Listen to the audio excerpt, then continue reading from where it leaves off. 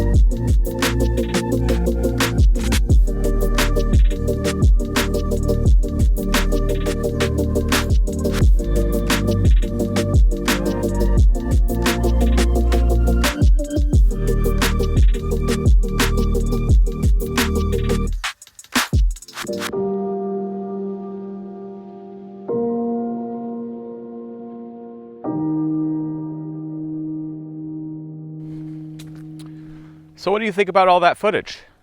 Do you see a major difference between the F1.4 versus the F4? I mean, it's clear there's definitely a major difference. And when you're shooting at a 1.4, you're gonna see a super shallow depth of field when in comparison to an F4, where there is a lot more texture in the background, especially when you're using shots where you could see a lot of different things right around that focal plane. So if you're focusing on me here and there's bushes just slightly behind me, those are gonna be a lot more in focus in the F4 and it's a lot more noticeable. Whereas when you're in a longer shot where you have some distance between the objects behind the subject and you or the subject, well, shooting an F4, you don't see that big of an issue. So comparing between the 1.4 and the F4 works, especially when you're in these longer shots where you can see some distance behind the subject and things aren't right next to the subject. So this goes back to my original question. Do you need a 1.4 to make your videos feel cinematic? Like, is it really that important? And ultimately, answer is no, but it also depends on what you're shooting. So for me right now, I'm actually shooting on the Sony 20-70 F4. And since I started making this video a few weeks ago, I exclusively switched over to this lens for all of my YouTube style content because it's just so versatile. And you just have a lot more flexibility with one lens. And then if I wanted to like zoom in, I could flip the camera around and I could zoom all the way into a 70.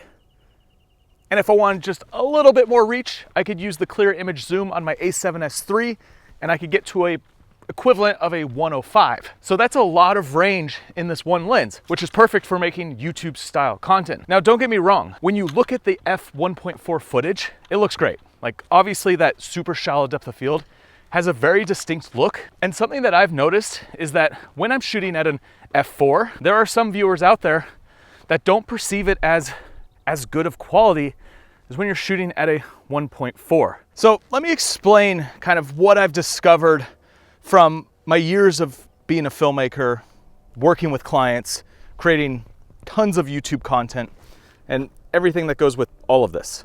Number one, there is a noticeable difference between a 1.4 and an F4. But that doesn't dictate whether something is quote unquote cinematic or not. There are so many other tools in your toolkit to make something cinematic. And these are things like lighting, camera movement, the time of day that you're filming, the way that you're setting up your shots, how you're working with the camera. Basically everything else can be done in a way that feels more cinematic. And so it really doesn't depend on how shallow of the background it is. But there is a certain level of perception that people think that shallow depth of field is somehow better and also more cinematic. And after doing this test, one of the big things for me is that I would rather have versatility of a lens when I'm making YouTube style content. So if I'm making content here on my channel, on my second channel, I don't really care about having a super blurry background for everything. It doesn't make a difference for the video because the viewers here don't care as much. So for YouTube, versatility makes a lot more sense than trying to switch between a bunch of different primes and spend more time like swapping lenses, swapping ND filters, all the things that go with working with a bunch of prime lenses to try and make a video. However, working with clients are a little bit different. So when I'm doing a paid job and I'm creating like a commercial or I'm creating like a promotional piece of content for someone who wants a cinematic, high value piece, then yeah, I'm gonna use primes more often than not because there is that perception of higher value and more quote unquote cinematic when you do shoot at shallow depths of field. So a lot of times when I'm shooting like a promotional thing for one of my clients, I'm shooting at an f1.4 because it has such a different look and it's very distinct than other content that's shot on say phones, GoPros, anything else. And so you have this very specific look that feels more like a commercial to the clients. And so oftentimes I'll shoot at shallow depth of field. So like I said, it really depends on the situation that you're working in. When I'm working on a paid client, I typically have more time and it's a lot more thought out. So it's not just the lens I'm choosing, it's how I'm shooting it, how I'm operating the camera, the kind of different choices I'm doing with lighting, this and that. But for here on YouTube, getting caught up in shallow depth of field for every video doesn't make sense There are plenty of YouTubers who just use a GoPro or phone and they have very successful channels. What's important to make content that viewers want to watch is that you have good stories, you know what your audience is, and you're making videos that's gonna satisfy that audience. A little extra shallow depth of field has nothing to do with that. I think it's pretty clear. There are times where, yes, it makes sense to shoot at that. And if you are someone who is shooting the kind of content where they might benefit from shallow depth of field, or you're always shooting in super low light and those extra stops of light would really be helpful, then yeah, these f1.4 lenses are great. And for me, I have a set, I have a 35, a 50, 85, all 1.4. Those are my like go-tos for client work. They're my go-tos if I'm trying to make something feel a little bit more high-end and I'm not like running around vlogging with it. And I have a little bit more time to set up the shots. Then yeah, I'll use those lenses. And since I've purchased the Sony 20-70 f4, which I just switched to right now, this lens just lives on my camera because it gives me so much versatility in one lens, and I really don't have to think too much when I grab my camera to go shoot a YouTube video. I use this lens, A7S III, the DJI mic or the Sony mic on top, and then a tripod, and that's it. It's a super simple way to make videos and not overthink it, because you don't need to have all this gear to make good videos. All right, so enough of this big, long rant around 1.4 versus f4. I'd love to hear your thoughts down below in the comments, what you think, how important a shallow depth of field is to you. Was this video eye-opening to you? Did it give you some ways to think about your own filmmaking and how you're making videos? I'll include links to the Sony 50mm 1.4, but I'll also include a link to the 20-70 f4 because this lens is awesome. And if you're someone who films yourself out in nature, you're gonna wanna make sure you check out this video right here. It goes through a ton of tips on how to film yourself when you're by yourself, like I am. Just me and the flowers. See you on the next one.